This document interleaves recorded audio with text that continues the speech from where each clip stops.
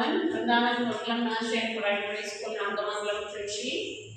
In today's class, we are going to see about the sleeping ways.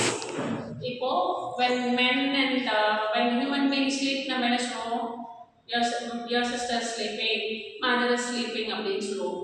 ஆனா when animals sleep, we should not say they are sleeping. ஒரு animal தூங்கும் போதும் ஒரு different words இருக்கு. So அந்த words you need to learn. Bear தூங்கும் போது a bear is sleeping னு சொல்லக்கூடாது. A bear is hibernating. Okay, a bear is hibernating. H-Y-B-E-R-N-A-T-I-N-G. A bear is hibernating.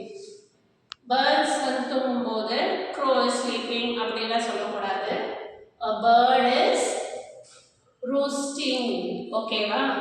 A bird is roosting. அப்புறம் next bat. Bat பவால் தெரியும் இல்லையா? Bat தூங்குறச்சு a bat is sleeping னு சொல்லக்கூடாது. Bat is roosting. Okay? Snakes தூங்கும் போது we will not say a snake is sleeping சொல்ல மாட்டோம். A snake is brumating. A snake is brumating.